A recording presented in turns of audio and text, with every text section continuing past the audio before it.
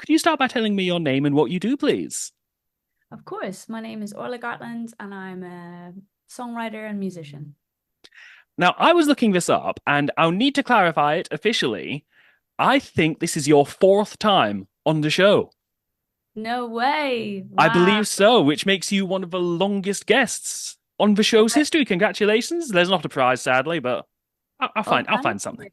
I don't think I've ever been on any other show that many times, so it's a record for both of us. And it's a privilege to have you back again for the fourth time. Last time we chatted, you were doing a show in Glasgow. You've been doing a couple things since then, couple two, three. How's life? Busy? Life is busy, yeah, really good, thank you. Yeah, I am in full sort of, I guess, promo mode for a single that I just put out, and I'm working towards my second album. And yeah, it's been a very busy and varied last year, which is I just enjoy being busy, so I'm really enjoying it. It's always good to be busy and have things to work toward rather than being like, so what are we doing No. today? Although I imagine when you've had a busy couple of days, like at the end of May, you were on tour. Oh, a little mini tour. So I imagine when you get back from tour, it's like, okay, I don't want to do anything for a while. What's that like? Do you still enjoy touring at this stage in your career? God, yeah, I love it. I feel like it's my favorite part. Yeah, 100%. I see honestly the whole experience. I've been thinking about this a lot lately. I see the whole experience of being an artist nowadays as like kind of like a horseshoe with the enjoyable stuff at the top. And I think it's sort of like a timeline. So like the writing and recording, I like absolutely love, and the gigging, I absolutely love. But the bit in the middle, I I don't love as much. But yeah, no, I love the shows, and I feel in a world where everything is like increasingly online, I think shows are like more important than ever for feeling like real connection to music and real community. So yeah, I'm all about it. I feel like I'm loving playing shows like more than ever. I almost like have a new lease of life for it the last couple of months. But yeah, how do I have a day off if that's the question? Like after a Yeah. tour, like that's definitely something I'm still figuring out. Like I am so bad at knowing how to stop. So you're always just kind of doing something, always creating something, because now you're in a band as well. You've got Fizz on the go as well. Congratulations on Fizz. That wasn't happening last time we spoke, but for those who don't know, Fizz features Dodie, Greta Isaac, and Martin Luke Brown. And you're doing what's it called? Oh, just a tiny little thing. Yeah, Glastonbury. How did how did that happen? Can you talk about it? And what's Glastonbury like for you? Yeah, so I've been lucky enough to be at Glastonbury once before to play my own set, and I was playing on the Sunday. I think it was 2 years ago. I was playing on the Sunday, and I had to be on my best behavior because I was playing on the Sunday. So I wanted to go and experience a few days of the festival. I don't know if you've ever experienced trying to get a like actually get a genuinely good night's sleep in a tent, but Hmm.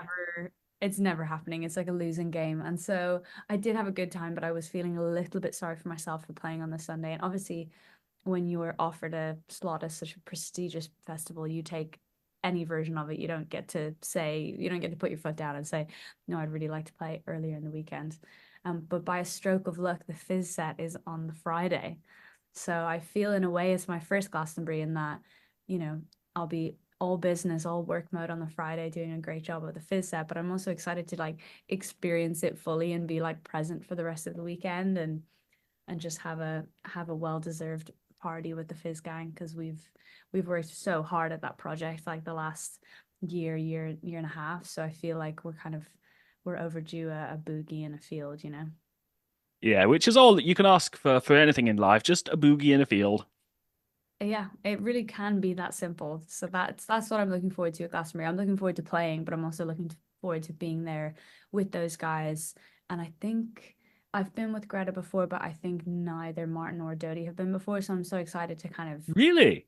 yeah, it's just never happened for the two of them. So I'm really excited to see it through their eyes because there's really nothing like the scale of that place. It's kind of just in a league of its own. It's very hard to hold it up against like any other festival just for the pure size of it. It's like a city or Yeah. something more than a festival. So I am really excited for that. I hope someday I do get to experience Glastonbury. It just seems like something you should experience. I think you'd love it. Oh, there's so much I want to ask you about. I would like to ask about something you mentioned earlier. Let's talk a little bit about the single. It is Yes. called Little Chaos. I knew it. It is called Little Chaos. Let's talk about this song. Where did it come from and what's its origin story? Yeah, it's the first of a bunch of songs I started writing quite a while ago now. I think I wrote this about a year and a half ago, which just shows you how long it takes for music to come out. But it was the very first Hmm. of this It's the batch of bottom of songs. the horseshoe. Always, always. Well, no, no, the writing is the top of the horseshoe. Oh, right. Yes, the top. So Yeah, the waiting. the bottom bit is the promo, but that's not to say I don't love Okay. being on your show. Well, thank Um, you. I appreciate that. so yeah, Little Chaos came from I did a studio session in a studio called Middle Farm, which is where we also recorded the Fizz album. It's a studio in Devon.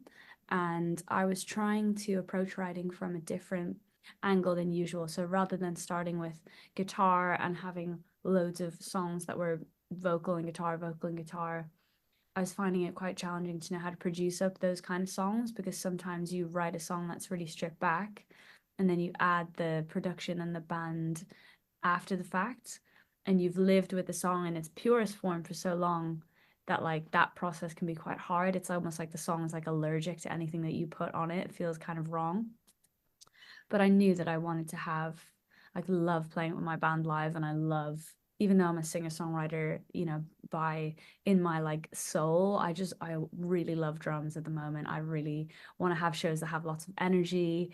I'm just like loving like big sounds. So I wanted the big sounds to basically be part of the DNA of the song rather than slapped on at the end. So we went down to the studio in Devon and we did loads of instrumental jams, me and two or three other friends, and we kind of wrote like these nameless, wordless like songs, song one, song two, song three. We had 10 of them. And I just left that session with the hard drive of all the band parts. And then in my own time, a few weeks later, I just opened the hard drive back up. I've picked one of those 10 instrumental jams. I think it was number three. And then I just sort of wrote the whole top line on top of the band parts that were there. So all of the singing came after the fact. And it was really interesting process. It was really fun and it felt like all the instruments that were in there really like earned their place because they were actually there before the song was written in a way. And so I was able to like bounce off the drums from the beginning. I was able to be informed by the chords that were there already. And so it was kind of like a backwards process than how I've usually written. But it was really fun and it was really cool to see how that process was and how like the drums are kind of going tss, tss, and I'm going pick me up, take me home. Like I'm kind of singing the drum part. So yeah, it was really very fun process. And this is going to sound very kind of esoteric, however you pronounce it. But is that how you see yourself writing music in the future, or do you think you'll go back to more of your traditional ways? What do you think that's Yeah, like? honestly, a mix. I feel like just changing it up as much as possible is really fun, and I feel like I'm always wanting to like learn a new instrument, or but not even to the point where I can play it live, but just to the point where I can like play enough to write on it. That's why I really like playing piano, writing on piano. Like I'm not really a piano player, and so if I do something quite simple, it always feels like really impressive, and I think that's quite nice. So yeah, I'm always trying to mix it up, but I guess it's just a mix, like the record that I'll put out later in the year is like it's a real mix of songs like Little Chaos, which are kind of big and bolshy and produced. But there's also a couple of like quieter moments, and like I'll always have that. And those songs I find actually like incredibly easy to write, so they'll always come. Um, there'll always be quite a big range. I think that was true of my first album as well. It's just I don't really want everything to sound too similar to itself. So yeah, I think there'll always just be a mix. It'll be kind of the one chooses the wizard, like the song chooses the Hmm. method. It finds its way out. It's like a pile, and then the pile becomes clearer and clearer, and before you know it, you have a pretty little Fabergé egg in your hand, like a delicate little beautiful thing. Perfect. That's it. You've nailed that. I'm, it's good to know I've accomplished something today. So I'd like to ask a little bit about the filming of the music video for Little Mhm. Chaos because it's a really cool video and I mean this in the nicest way possible. I mean it like a style. It is an Orla Gartland video. Oh, Like brilliant. that is its own style of music video now. How did you come up with the idea for it? And what happened to the poor goldfish? I know. I have the RSPCA just on my case. The goldfish is totally fine. We had someone looking after the goldfish all day on set. The goldfish was given to a local family after the shoot. No one needs to worry. Um, That's good to yeah, know. Can yeah, confirm. can confirm. Yeah, for the record. Yeah, I really wanted to work with a female director on the music video. Like so much of this song and the songs to come feel like they're kind of about the female experience, maybe kind of effortlessly so because that's my experience. But it was quite important to me to have this story of the song told by a female director. So we went looking, me and my creative director, who is called Greta, who's in Fizz as well. Um, yeah, she's working on the creative direction with another lovely guy called Alex, and we got the heads together and started looking for music video directors for Little Chaos, and we found this amazing director called Anne Sophie, and she has done loads of things, but not that many music videos. And I was kind of interested in someone who might approach this music video as more of a short film than just a music video. There's definitely like a format that you can fall into that can be a little bit formulaic and a little bit lazy with music videos where you kind of shoot a bit of plot and then you shoot a bit of lip sync and you, I don't know, it can kind of just get a bit tiring. And Anne Sophie has this music video called, sorry, it has this short film called This Is Hardcore. And it's so beautiful and so like chilling and so real and amazing. And when I watched that short film of hers, I was like, I feel like this would be like the dream director for Little Chaos. I think this just would completely work. And we got in touch with her and she made time to do it. She's studying at the moment, so it was like really like amazing of her to make time. And she put together a crew of people that she loved and we just collaborated on the story of it back and forth. I think we wanted to yeah, include a couple of like visual elements that we played with when we were taking the photos, which was a previous shoot, and then also wanted to just give Anne Sophie some rope as well, just like some some room to run with it um and together we came up with this idea of these kind of other versions of me. There's technically three. It's a little bit hard to tell in the video, but yeah, these like you know trying to reflect that the song is sort of about containing multitudes of yourself and not shutting any part of yourself down, like showing up as your like fullest loudest self.